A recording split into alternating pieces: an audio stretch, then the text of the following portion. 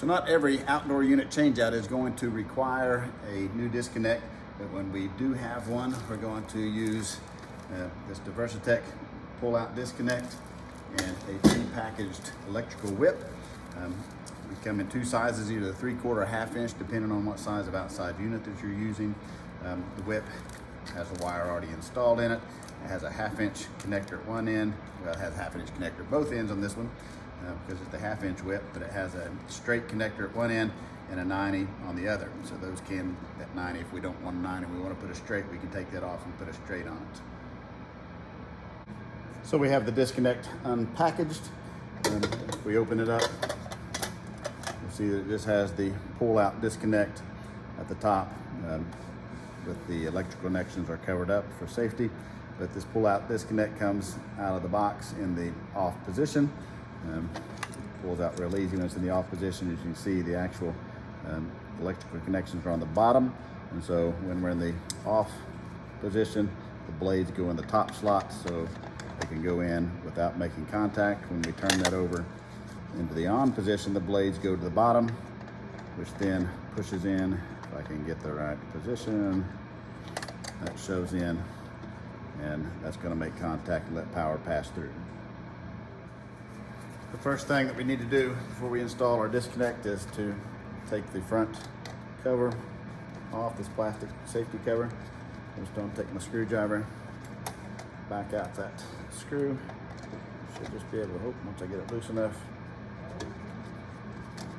just be able to pull that plastic piece out. The screw will stay in place because it has a little keeper behind it.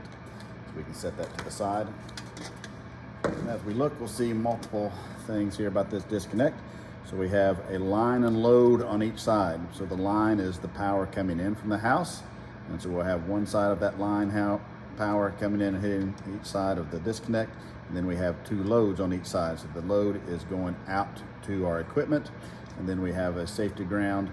So one ground coming in from the house, one ground going out to the equipment. You also see that there are multiple knockouts. And so that's for your inlet power and your outlet power.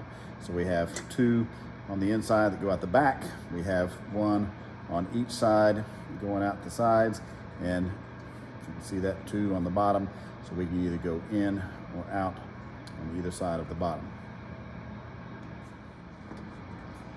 In this application, I'm just going to come directly into the back of the disconnect with the wire coming out here. So I'm going to bring my inlet power in this bottom right disconnect knockout.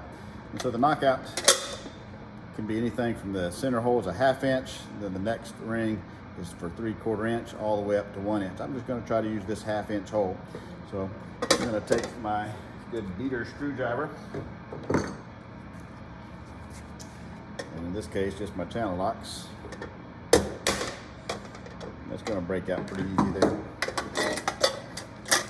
Then I'm just going to take my finger and pull the rest of it out. Sorry if I lifted that too high, but that comes out easily.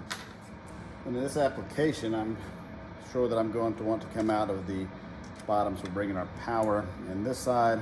I'm going to go out to my unit on this side, so I'm going to go ahead and knock that out as well. Let's sit it up here. Stay for a second. And my beater screwdriver and channel locks in this case.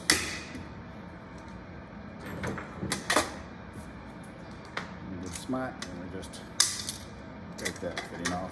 So now we've got our hole with the protector coming in for the power inlet, and then a hole in the bottom that's going to be our whip going out to our unit.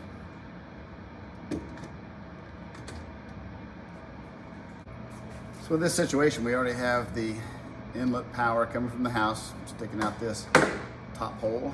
A little loose in the back from our test table, but we'd want to prep that wire first. It's easier to do before you put the disconnect on instead of working back inside the disconnect. We need to skin this wire back enough to where, so we got a plastic jacket around the 3 conductors of the wire. We need to skin that back with enough length that we can get those up into our disconnect. So I'm just going to take my knife. The key is that we want to get this skin back without damaging the coating on the wire inside. And so if you'll see, we've got the 2 conductors on the outside and the ground on the inside. So the ground doesn't have a protective coating on it. So if we're going to make a slice, we're better to make that slice right down the middle. I'm gonna go nice and slow. And then that should allow me to start peeling back that jacket. And once we get a little peel, a lot of times you can just pull and that'll continue to rip down through there. Then I'm going to take my knife and carefully cut the remainder of that plastic jacket. Separate this out. Have a piece of paper there that we're going to rip off as well. To where we're left with our 2 electrical conductors and our ground.